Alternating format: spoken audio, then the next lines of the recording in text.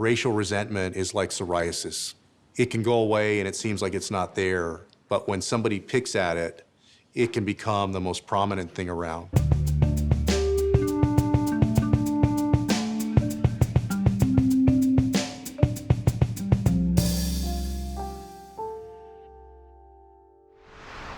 While they are distracting you with this fear-mongering, the virtual mob that's assaulted all of us, they're robbing you blind.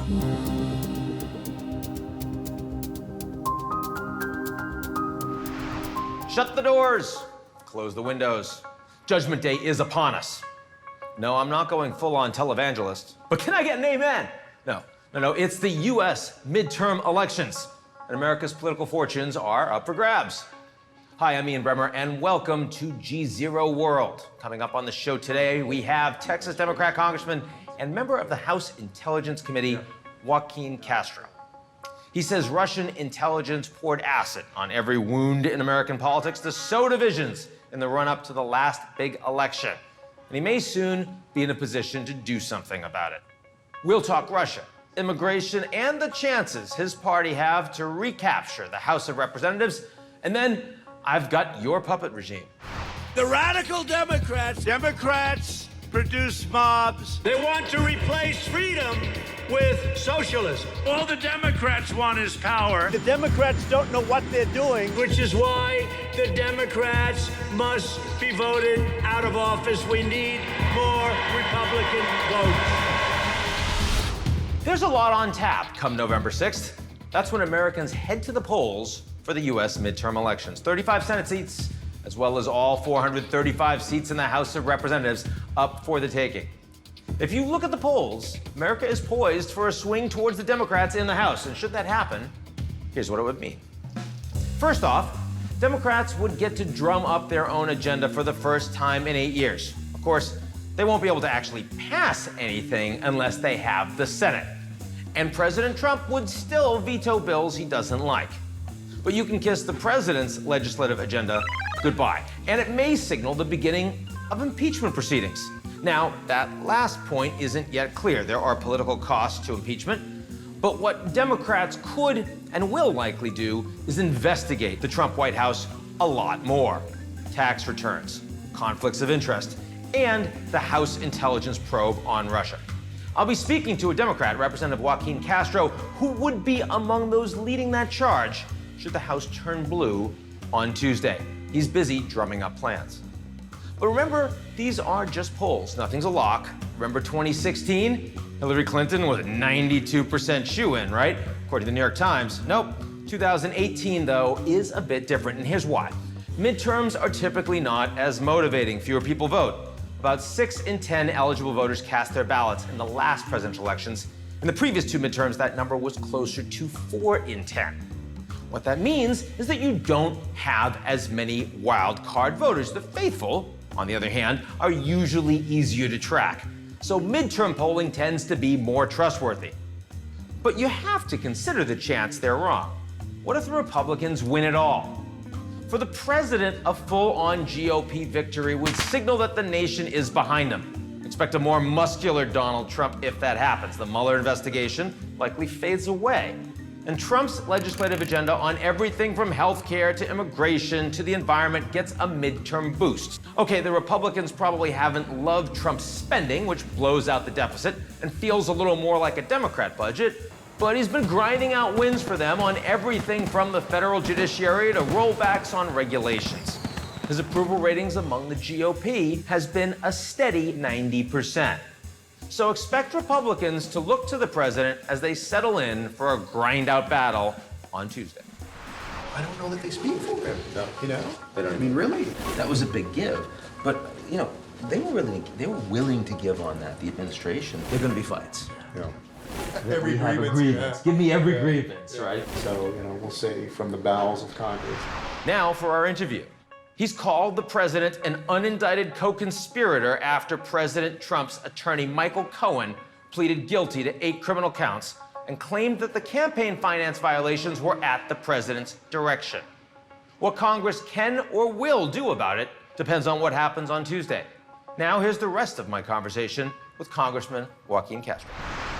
Congressman Joaquin Castro, thank you so much for joining me today. Yeah, thank you for having me. So, how much is the Democratic Party actually changing? If they take the House, if you guys, I should say, take the House coming up, is it going to be different?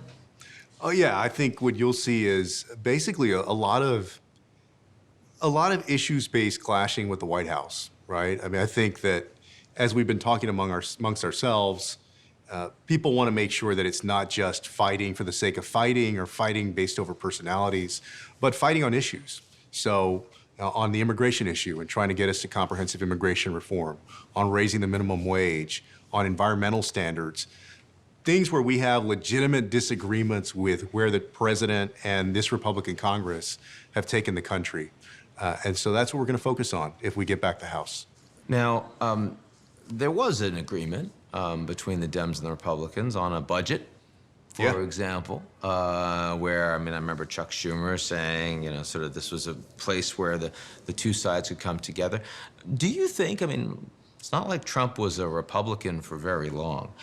Do you think that in some ways he's going to be easier to work with than other presidents might be if you end up in majority? Yeah, that's a great question. And it's a tough question to answer because this president has been so unpredictable in his approach and in some ways kind of erratic.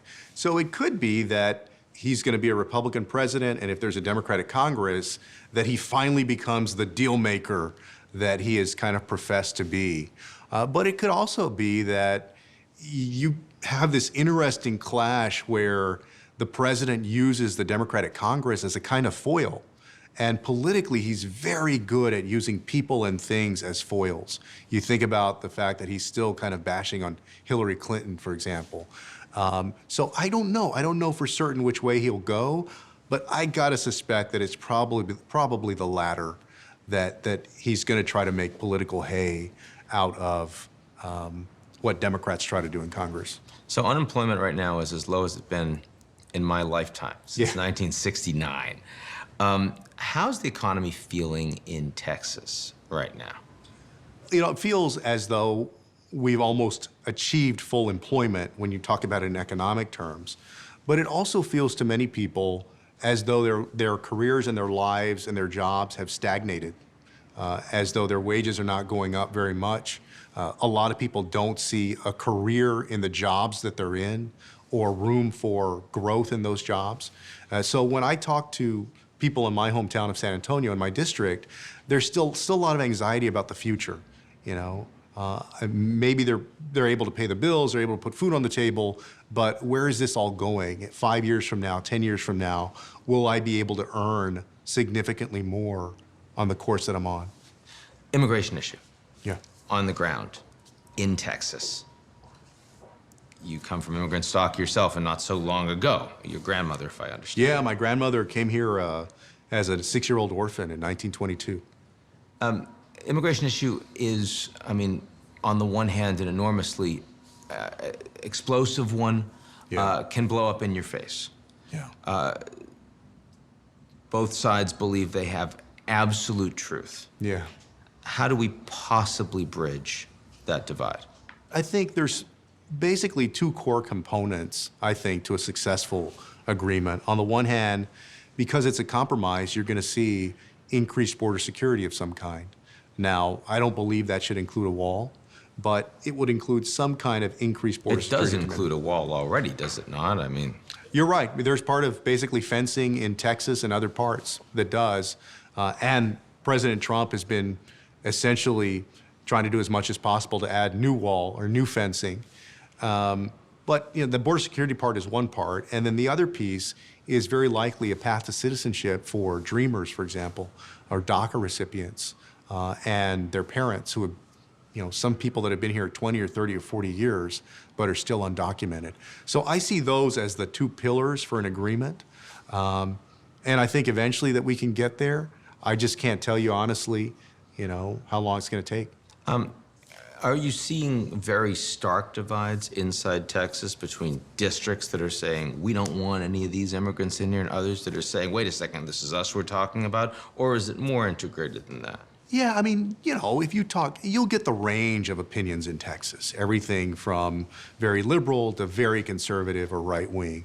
But I think the average Texan, perhaps more than other places in the United States, understands the value of immigration and immigrants, and not just from Mexico. I mean, in Texas, there's a long history of Germans and Czechs and Irish who immigrated, the Vietnamese to Houston after the Vietnam War. So it's a state and a place that understands the value of immigration to the economy and to the culture of our state. When you're at full employment, does that make people more welcoming, less threatened, or the fact that people are concerned about their economic future, as you suggested, Right. means that it doesn't matter? They're still kind of saying, wait a second, we just don't want any more coming in. Yeah, I think that's what has complicated it, is that, yeah, the unemployment numbers are very low.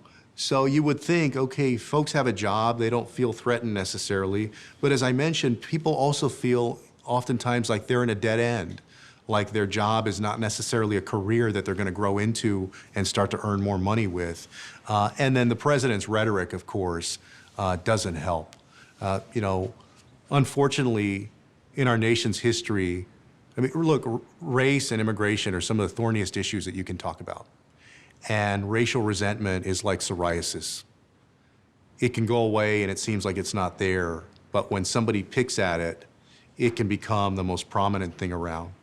And in many ways, that's exactly what the president did in 2016. And as a country, we have to find a way to come back together.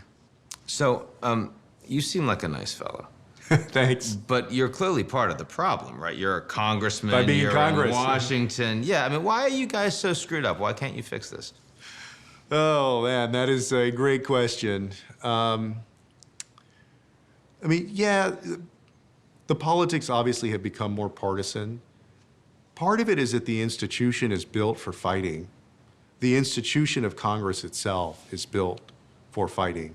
It's not built very well for cooperation. I think that some of that needs to change.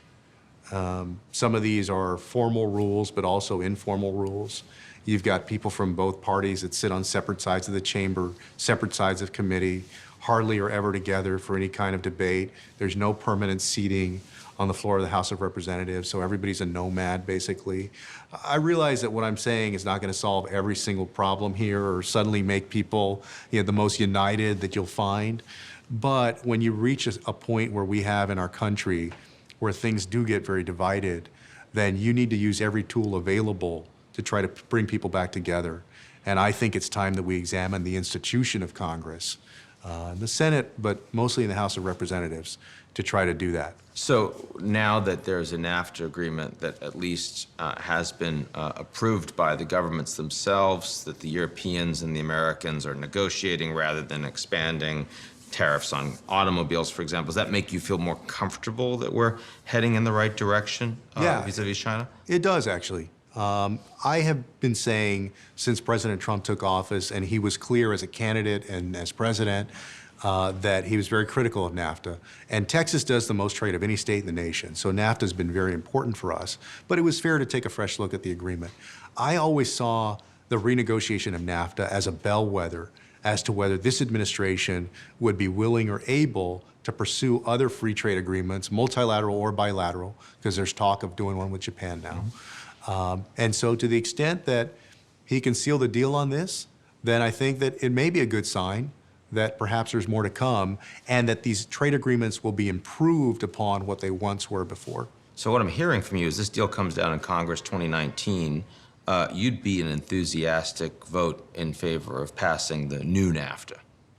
The improvements that I've seen so far are promising. You know, it just came out recently, so I've got to go do my due diligence and talk to my constituents and businesses in San Antonio, and of course, labor. But yeah, I mean, it looks like they've made some good improvements on it. I want to ask you about Russia.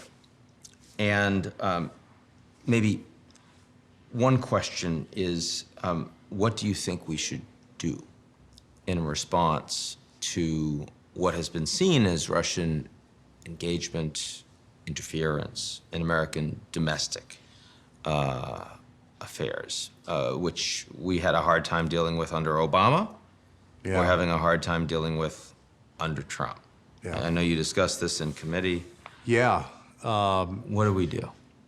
There's a few things that we need to pursue right away. The first one is domestic.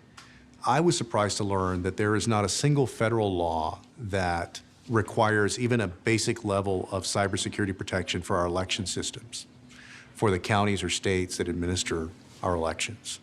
And I can't find a single state law, although there may be one out there.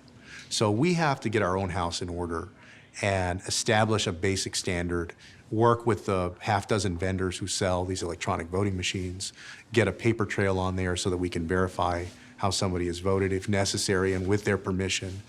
So that's one part. The other part is we need to move closer, and I just saw this recently that NATO is doing this, and the United States seems to be committed to it, moving closer to mutual cyber defense. The ability together as countries, close allies, respond in concert, if necessary, when one of our countries is attacked, and having both a defensive cyber capability and an offensive cyber capability. Now, in some discussions that I've had with folks from other countries, especially when you start talking about offensive capabilities, they tend to get a little bit nervous, and they think that you might mean, well, if they interfere with our election, we're going to launch a missile over. That's not what I'm describing. What I'm describing is the best cyber defense, but also being able to respond, if necessary, offensively in cyberspace. What would one do? I mean, interfering with Russian elections is not exactly useful as a cyber response. No, you're right, and I wouldn't necessarily see that as a response, but I think that there's a mutual response in terms of denial of service and other ways that we can affect commercial traffic in countries with our own cyber capabilities. And just like you have sanctions that are applied to a country, I think in the same way, you could have cyber sanctions that are applied to these countries. Are you worried that, I mean, if the United States starts denying service, that you end up creating by default or moving even farther towards an alternative system? I mean, we already see that the Chinese internet, for example, Sure. Really is very different and controlled by different companies, different data centers than we have in the United States. Do you think that we're heading... That we would hasten that if Yes. Yeah, that's definitely a concern. I mean, that's something that we've got to take into calculation. But I also know that we can't simply let Russia or another country be so aggressive in messing with our elections, interfering with our elections, and then lay down and basically do very little. I know that we've done sanctions, we've sanctioned individuals and so forth, but as far as I can tell, there's no indication that based on what we've done so far, that Russia is going to stop doing what they've been doing. What if the Dems take the House? What do you think the House is going to look like? What's the Judiciary Committee going to look like in terms of investigations around Russia and more broadly? You're surely talking about this with your colleagues. We started to. I mean, we can't be too confident that we're going to take back the House, but we also don't want to get caught flat-footed. Right. You don't want to get to January and say, "Okay, guys, what are we doing now?" And so we've tried to make sure that we're prepared. The first thing, as I mentioned, this is going to be an issues-based approach. So, for example, in Puerto Rico, there's been no real investigation about what happened in Puerto Rico. What happened at the border with the kids that are being separated from their parents, and the accounts of at least one death and some serious injuries that have occurred. So it'll be very much investigations, but issues-based investigations that are where the outcome should be better public policy. How do we think about Russia issue-based investigations? Part of that depends on where Bob Mueller, I think, this is my own, when we've got 9 members of the committee, Democrats, and certainly our chairman, Adam Schiff, if he's chairman at the time, and our speaker would have the final say on it. Because he's been very vocal on this issue. Yeah, yeah. I mean, he's burning up cable news every morning. He's definitely been one of the messengers out there. Yeah. Yeah, I mean, so in terms of Russia, part of it, I think, depends on what happens with Bob Mueller. Does Bob Mueller, by January, deliver a comprehensive report to Congress that answers a lot of the questions that we've wanted answers to? I think that might affect our calculation on how we go forward. But right now, based on what I'm seeing, there's still a lot of unanswered questions. I mean, you think about it, the House investigation, the committee didn't issue a single subpoena for travel records, for bank records, for phone records of any of these witnesses. So it was basically a take them at their word investigation. So you'll see us go through, and on all of these significant and meaningful unanswered questions, that's where the investigation will pick up, I believe. Now that you're a full-time politician, what are you enjoying most about I mean, I still just love representing my hometown. That's a big part of the reason that I got into politics, is basically to try to serve people. When the government works right, it can still help create opportunities in people's lives. I still fundamentally believe that.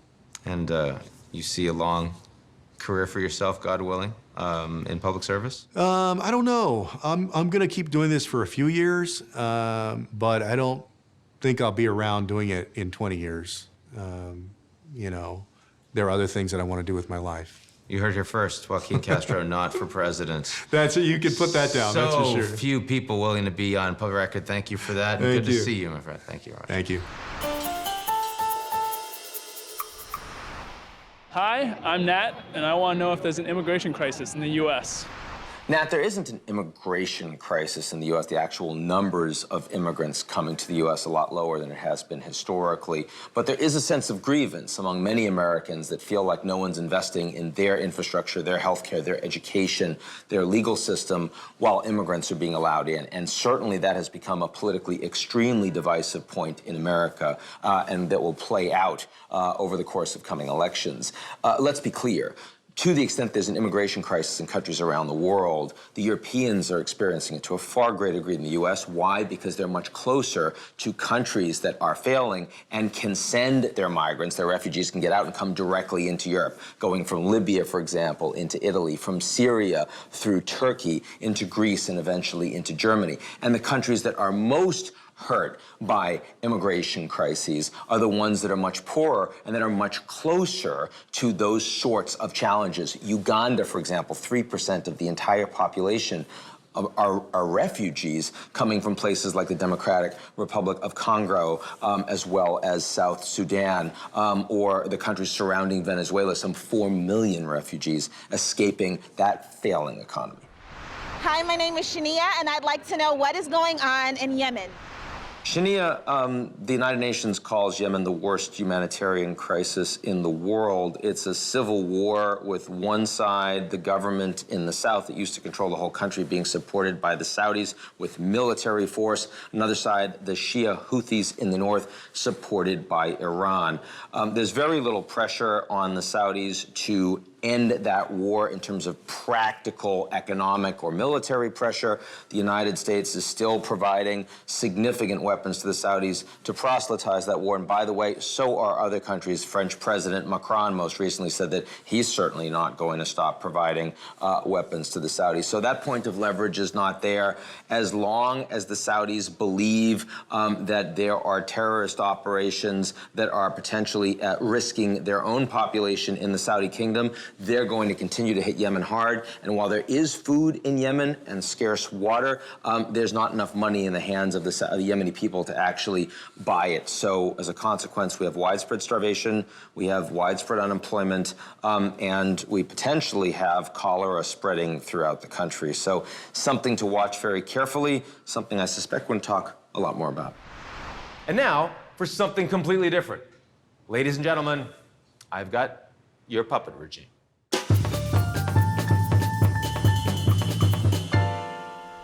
Mr. Trump, technology is affecting politics as never before. How do you see this challenge? Ian, you wouldn't believe the problems that we've had. Hello, President Peña Nieto. Hello? Can we get him on here? Hello, Senor Presidente. Your conference code is incorrect. Press star 9 to begin. This House Speaker's even more useless to me than Paul Ryan. He gave you his spine. Press star 9. Star 9. Mr. President, we've got Kim on line 3. Ooh, great. Kimmy, hot. Listen, Kim, I'm okay with whatever you want to do. Let a few people out of jail. I mean, look, your views on criminal justice reform are really great. What the? Wait, is Kanye with you? Jesus, can we please get this working? What happened to the Mexican guy? Hello? Hello? Yes, hello. Hi, Sal from Staten Island. I'm a long-time listener. Listen, I'm a big Mets fan, and with the trade deadline Trade coming up... deadlines are pretty stupid, to be honest with you. Okay, let's forget about the trade stuff and let's focus on building up your farm system. Senor Presidente, is that your final position on the new NAFTA? What? And that is our show this week. We'll be right back here next week. In the meantime, if you like what you've seen, check us out on GZEROmedia.com.